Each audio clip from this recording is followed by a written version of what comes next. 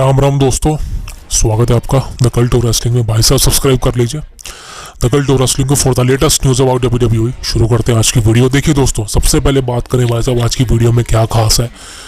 यार देखिए, हमारी वीडियो में खास तो बहुत कुछ होता है और इसलिए होता है बिकॉज आप सब हमारे सब्सक्राइबर हैं और आप सब चाहते हैं कि मैं आपको कमाल का कंटेंट पेश करूं आपके सामने। दिस इज़ वाई एक वीडियो है और कमाल की वीडियो है जो हम आज बनाने वाले हैं। ये है नन अदर देन गुंथर और ब्रॉक लेसनर के बारे में। सो जो दोनों के फैन हैं, खासकर ब्रॉक के, तो आ जाइए भाई साहब, जुड़ जाइए हमारे साथ। सो देखिए, लेटेस्ट न्यूज़ सामने निकल के आई है और ये गुंथर पे है। ये गुंथर ने क्लियर कर दिया है कि ब्रॉक लेसनर का स्टेटस क्या होने वाला है।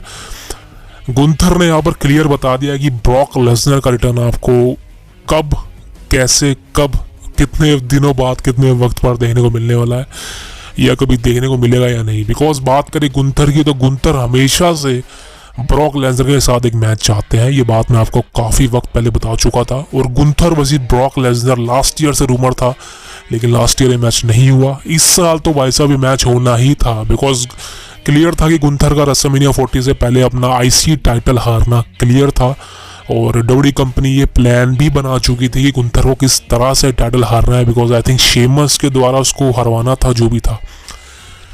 लेकिन अनफॉर्चुनेटली भाई साहब, ब्रॉक लेसनर पर जितने भी आरोप लगे, ब्रॉक लेसनर समझ सकते हो कि आप किसी ने एक्सपेक्ट नहीं किया था कि ब्रॉक लेसनर पर इतने भी गंभीर आरोप कोई लगा सकता है।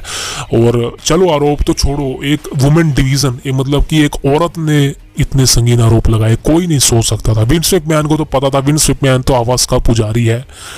विंस मैकमैन तो वासना का कीड़ा है। विंस मैकमैन तो एक नंबर का ठरकी है, यू नो डैट। बट बात करें ब्रॉक लेसनर की, देखिए दोस्तों यार, एक बात मैं क्लियर करता हूँ, हम सब भी दूध के दूल्हे नहीं है, समझ लो ना। हम सब भी दूध के दूल्हे नहीं है। ना मैं अच्छा हूँ ना आप अच्छे हो, ना मैं बुरा हूँ ना आप बुरे हो। इस दुनिया में हर इंसान अच्छा है, इस दुनिया में हर इंसान बुरा है। तो यहाँ पर मैं ये नहीं कह रहा कि विंस मैकमैन इतना बुरा इंसान है तो भाई साहब हम नहीं है। हम भी हो सकते हैं। हम भी ज़िंदगी में कभी ना कभी हमारे हाथ से गलती से बुराई हो जाती है और अच्छाई भी होती है जो हम करते हैं, समझ सकते हो ना। बिकॉज हम अपने परिवार से प्यार करते हैं, उनको कभी कुछ नहीं होने दे सकते। लेकिन अगर बात करें दूसरों की, बिकॉज वो दूसरे हमें इतने पसंद नहीं होते, समझ सकते हो आप मैं किस तरह से, किस बारे में, किस इशारे में बात कर रहा हूँ।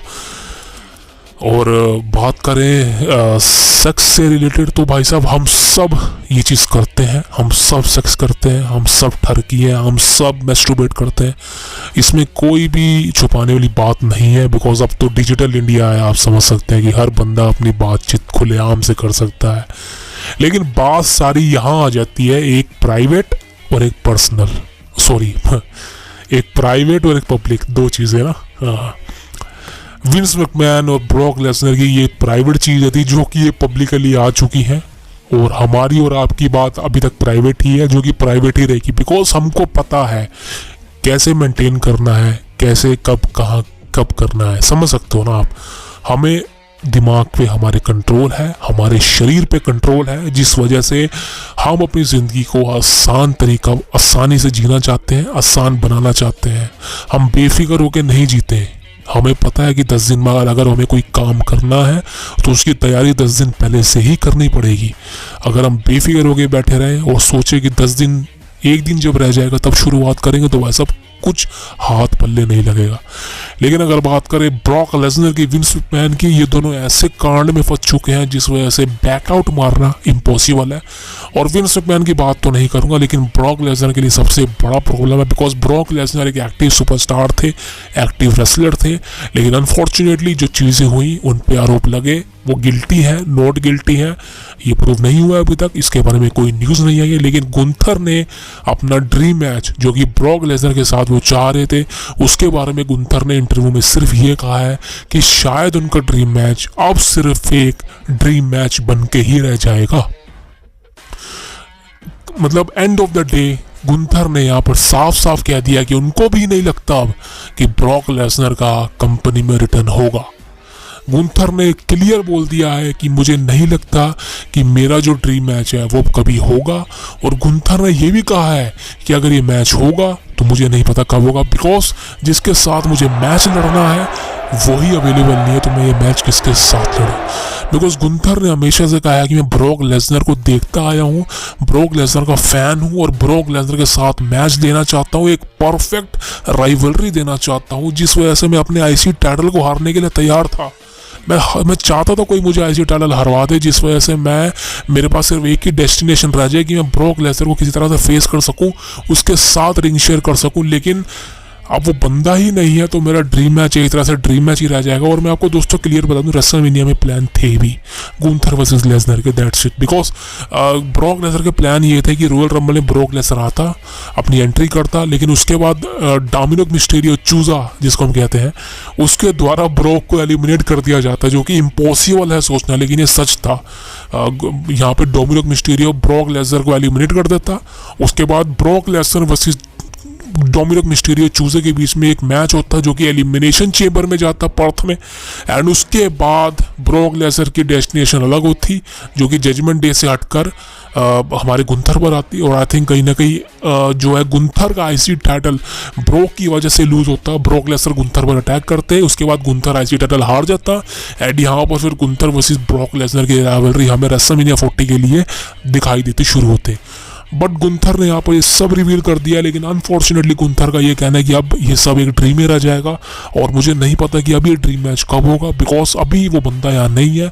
लेकिन मैं प्रे करूँगा कि वो सही हो, जो उसने जो भी कुछ आरोप लगे हैं उस पर, जो भी कुछ हुआ है वो सब पर्सनली मैं ये देखना चाहता हूँ वो नॉट गिल्टी प्रूव हो, बिकॉज वो एक बहुत बड़ा नाम है। जैसे कि मैं भी आपसे कहता हूँ कि ब्रॉक लेसनर एक बहुत बड़ा नाम है और इतने बड़े आरोप उस पर लगे हैं, तो भाई साहब उसको नॉट गिल्टी ही प्रूव होना पड़ेगा, because we all wait to see Brock Lesnar once again. So Gunther का ये कहना है कि उनका ड्रीम मैच अब नहीं लगता उनको होएगा, बट मैं कहना चाहता हूँ भाई साहब ये डब्ल्यूडब्ल्यूई कंपनी है, नेवर से नेवर। और मैं आपको ये बात 1000 बार कह चुका हूँ कि डब्ल्यूडब्ल्यूई कंपनी अभी तो ब्रॉक लेसनर को हर जगह से रिमूव कर रही है, ट्रिपल एच कोई कसर नहीं छोड़ रहा ब्रॉक लेसनर को हटाने की अपनी कंपनी से। लेकिन मैं सिर्फ एक ही बात कहना चाहता हूँ कि एक वक्त ऐसा आएगा जब आपको टिकट की ज़रूरत पड़ेगी, जब आपको हाई प्राइसिंग की ज़रूरत पड़ेगी, जब आपको बिगेस्ट बॉक्स ऑफिस की ज़रूरत पड़ेगी, तब आपको सिर्फ एक ही नाम दिखेगा, वो ब्रॉक लेसनर होगा और कोई नहीं होगा। और ब्रॉक लेसनर कोई छोटा बड़ा नाम तो मैंने आपको बताया नहीं है, वो एक बिगेस्ट नेम है यूएफसी और डब्ल्यूडब्ल्यूई कंपनी का। सो मुझे कहीं ना कहीं लगता है कि एज अ फैन कि ब्रॉक लेसनर का रिटर्न होगा डब्ल्यूडब्ल्यूई कंपनी के अंदर, बिल्कुल होगा, डेट फॉर श्योर। सो दोस्तों ये थी आज की वीडियो, उम्मीद है आपको वीडियो पसंद आएगी, तो please subscribe the cult of wrestling for the latest news about WWE. और अगर मैं सिर्फ आपसे एक ही बात कहना चाहता हूँ कि अगर आप सब्सक्राइब नहीं कर रहे हैं ना, सबसे बड़ी गलती कर रहे हैं वो साहब। सो मिलते हैं आपसे कल, जय माता दी।